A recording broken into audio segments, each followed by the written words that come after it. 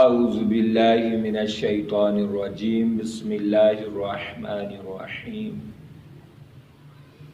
ذالک الکتاب لا ریب فیہ ھدی للمتقین صدق اللہ العظیم اللہم صل علی سیدنا و مولانا محمد وعلی آل سیدنا و اصحاب سیدنا و مولانا محمد وبارک وسلم علیہ۔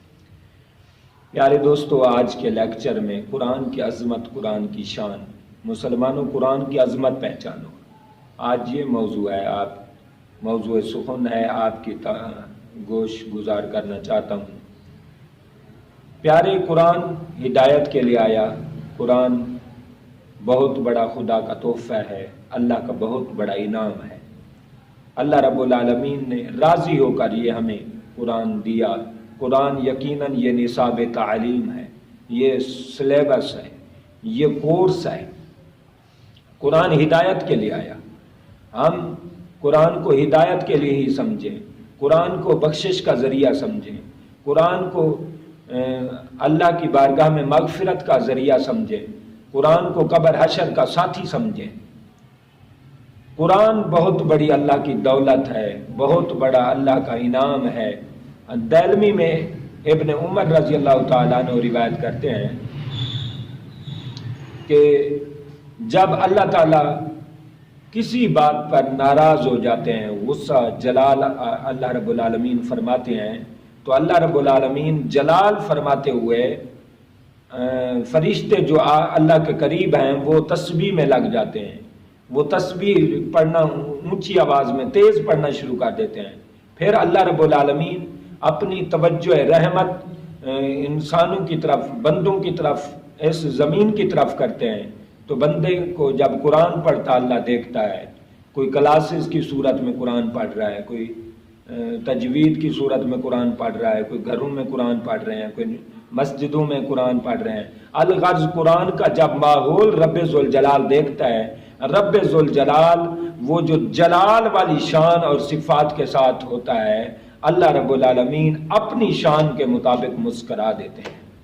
یہ مالک کی اپنی عظمتیں ہیں کہ وہ اس کی اپنی شان ہے، گہرائی میں جانا منع ہے۔ قرآن کی عظمت کو سمجھیں کہ اللہ مسکرا دیتا ہے۔ تو پیارے دوستو، دہلوی میں حدیث پاک آتی ہے، جناب ابو ہریرہ روایت کرتے ہیں، آقا علیہ الصلوۃ والسلام نے فرمایا جب قیامت کا میدان ہوگا، اللہ رب العالمین خود قرآن مجید کی تلاوت فرمائیں گے۔ تو آپ اندازہ کریں وہ کیسا منظر ہوگا، وہ کیسا پیارا لمحہ ہوگا، وہ کیسا پیارا ٹائم ہوگا جب رب ذوالجلال کلام بھی اسی کا، تلاوت بھی وہ خود فرمائے گا۔ وہ کیسا لمحہ ہوگا، اللہ وہ نصیب کرے۔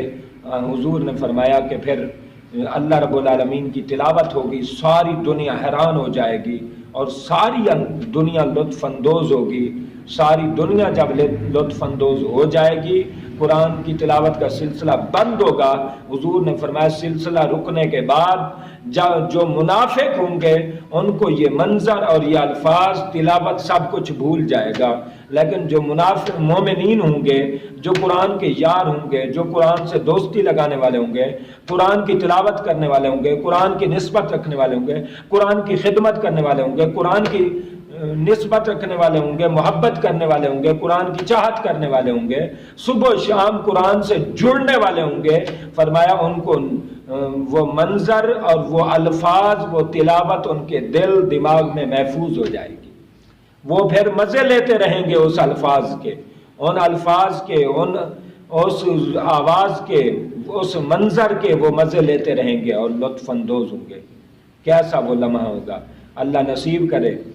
آقا علیہ الصلوۃ والسلام، ابو ہریرہ، ابو دردہ دونوں حدیث پاک روایت کرتے ہیں کہ فرمایا کہ جب مومنین کے گھر جو ہیں یہ عرش الہی، عرش والوں کے چراغ ہیں، مومنین کے گھر عرش والوں کے چراغ ہیں، فرمایا ساتوں آسمانوں کے فرشتے، مقربین فرشتے ان کو جانتے ہیں جن کے گھروں میں قرآن پڑھا جاتا ہے۔ پتہ چلا جن کے گھر قرآن سے آباد ہیں وہ صرف محلے کے، گلی کے اور ملک کا نور نہیں ہوتے، وہ عرش الہی کا نور ہوتے ہیں۔ وہ عرش والوں کا نور ہوتے ہیں جن کے گھر قرآن سے آباد ہوں۔ آقا علیہ الصلوۃ والسلام ابن ابی شیبہ روایت کرتے ہیں، ابو بریدہ حضرت بریدہ رضی اللہ تعالیٰ عنہ روایت کرتے ہیں، جب صاحب قرآن میں غور و خوض کرنے والا، قرآن میں فہم و فکر کرنے والا، قرآن کو سمجھنے والا، قرآن کو پڑھنے والا، قرآن کو سننے والا، قرآن سے محبت کرنے والا، خدمت کرنے والا، نسبت کرنے والا، فرمایا جب یہ لوگ قبر سے اٹھیں گے تو ایک خوب روح نوجوان کی شکل میں قرآن آ جائے گا اور کہے گا مجھے پہچانتے ہو؟ بندہ کہے گا میں نہیں پہچانتا۔ وہ کہے گا انا کلام اللہ، میں اللہ کا کلام ہوں، میں قرآن ہوں، تو مجھ سے جڑا رہا، دوپہر کی گرمی نہ دیکھتا، رات کی سردی تو نہ دیکھتا تھا، دن اور رات کو سکون کا ٹائم نہ دیکھتا تھا، تو مجھ سے جڑا رہا، تو میرے ساتھ وابستہ رہا، تو میرے ساتھ قائم رہا۔ آج جو رکاوٹیں ہیں، جتنی بھی رکاوٹیں ہیں، جو فرشتے رکاوٹ پہ متعین ہیں، قائم ہیں، میں سارے فرشتوں سے چھڑا کر تیری شفاعت کر کے جنت میں لے جاتا ہوں۔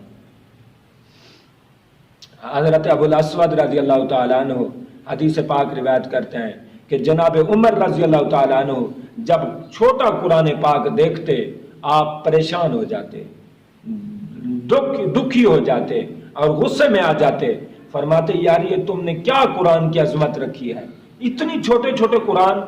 اور جب بڑا قرآن دیکھتے، بڑے سائز کا قرآن دیکھتے، بڑے حروف والا قرآن دیکھتے اور خوبصورت قرآن دیکھتے، جناب عمر رضی اللہ تعالیٰ عنہ کا کلیجہ ٹھنڈا ہو جاتا۔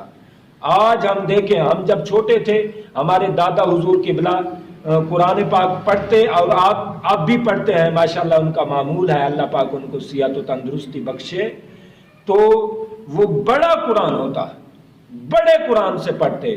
جب بڑا قرآن ہوتا ہم بھی اپنی والدین کو کہا کرتے تھے بچپن میں کہ ہم کہتے تھے کہ ہم نے اماں جی ابو جی ہم نے وہ قرآن پڑھنا ہے جو دادا جی پڑھتے ہیں، بڑا قرآن ہم پڑھیں گے، ہم چھوٹا قرآن نہیں پڑھیں گے۔ تو حضرت عمر رضی اللہ تعالیٰ عنہ کو بڑا قرآن پسند تھا۔ آج ہم چھوٹے چھوٹے قرآن دیکھتے ہیں اور پھر دیکھتے ہیں اتنی مسلمان ظالم ہو چکے ہیں، مسلمان اپنے عزت وقار کھو چکے ہیں، مسلمان اپنا حیا کھو چکے ہیں، مسلمان مفاد کے پیچھے قرآن کو لگا رہے ہیں، اپنے مفاد کے پیچھے قرآن کو زخمی کر رہے ہیں، قرآن کی شان و شوکت کو مجروح کر رہے ہیں۔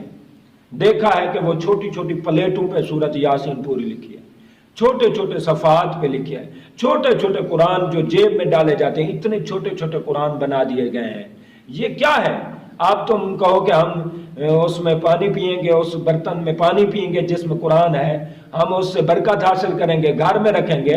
پیارے یہ چھوٹی چھوٹی چیزیں بنا کر قرآن کی عظمت کو مجروح کر رہے ہو، حضرت عمر رضی اللہ تعالیٰ عنہ کو دکھی کر رہے ہو، تو تم کس بات کی برکت حاصل کرنا چاہتے ہو؟ حضرت عمر کو پریشان، بلکہ آپ جس ہستی کے بارے میں بھی آپ توجہ فرمائیں، ان کو یہ چھوٹا قرآن پسند نہیں تھا، لہذا چھوٹا قرآن نہیں ہونا چاہیے۔ ہمیں قرآن بڑے بڑے سائز کے، اور دوسری سائڈ آپ دیکھیں الحمدللہ کئی ایسی ہماری نیک مائیں ہیں، بہنیں ہیں، ہماری خواتین ہیں جنہوں نے اپنے ہاتھوں سے ریشم کے غلاف پر لکھا ہے، سونے کے غلاف پر لکھا ہے، سونے کی تاروں سے لکھا ہے، طرح طرح کی انہوں نے محبت کا اظہار کیا ہے۔ تو قرآن کو ایک ایک سپارے میں اتنا بڑا سپارہ انہوں نے لکھا ہے۔ تو یہ جب اتنے بڑے بڑے قرآن کے حروف لکھیں گے، بڑے بڑے خوبصورتی سے لکھیں گے، تو یقیناً یہ قرآن کی عظمت کے لائق ہے، یقیناً یہ کلام اللہ کی شان کے موافق ہے۔ تو ہمیں چھوٹے قرآن نہیں لکھنے چاہیے، بند ہونے چاہیے۔ یہ چھوٹی چھوٹی برتنوں میں قرآن لکھنا یہ بند ہونا چاہیے۔ قرآن ہدی للناس ہے، قرآن بخشش کے لیے آیا ہے، ہدایت کے لیے آیا ہے، ان چیزوں کے لیے نہیں آیا۔ آخری حدیث، آقا علیہ الصلوۃ والسلام کے صحابہ ایک جگہ جنگ پہ گئے ہوئے تھے، یہ آپ کو فضائل قرآن، فضائل سورت ملک میں آپ کو یہ حدیث پاک مل جائے گی۔ صحابہ کرام جنگ پہ گئے، وہاں ایک جگہ پر انہوں نے پڑاؤ ڈالا، تو پڑاؤ ڈالا ابھی ٹھہرے ہی تھے کہ ایک جگہ سے قرآن کی آواز آنے لگی، تو انہوں نے ادھر ادھر دیکھا، کہیں کوئی پتہ نہیں چل رہا کہ کہاں سے آواز آ رہی ہے۔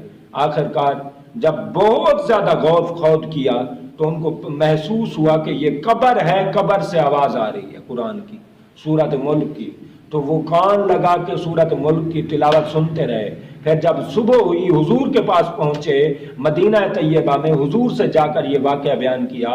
آقا علیہ الصلوۃ والسلام نے فرمایا مرحوم کو سورۃ ملک بہت پسند تھی، مرحوم ہر وقت سورۃ ملک پڑھتا رہتا، قرآن سے جڑا رہا، قرآن سے نسبت رکھی، قرآن کی خدمت کی، قرآن میں صبح و شام کی، قرآن میں زندگی کا آغاز کیا، قرآن میں زندگی کی انتہا کی۔ جب قرآن سے جڑا رہا رب نے اس کی قبر میں قرآن کا فیض عطا کر دیا، حتیٰ کہ تا حد نگاہ تک قبر کو وسیع کر دیا گیا۔ وسیع قبر میں بھی قرآن کا فیض، قرآن کا فیضان اتنا اترا کہ پوری قبر بھی بھر گئی اور قبر سے باہر بھی آواز آنے لگی، قبر سے باہر بھی فیض آنے لگا، فیضان قرآن کا قبر سے بھی باہر نکلنے لگا۔ تو پتہ چلا جو بھی قرآن سے جڑا رہتا ہے اس کی قبر قرآن کے فیضان سے منور ہو جاتی ہے، قرآن کے فیضان سے بھر جاتی ہے۔ جو جتنا جڑ جائے، مالک کے حضور دعا ہے اللہ ہمیں قرآن سے جوڑے اور قرآن کی عظمت پہچاننے کی توفیق دے۔ قرآن جس مقصد کے لیے آیا اس مقصد پر ہی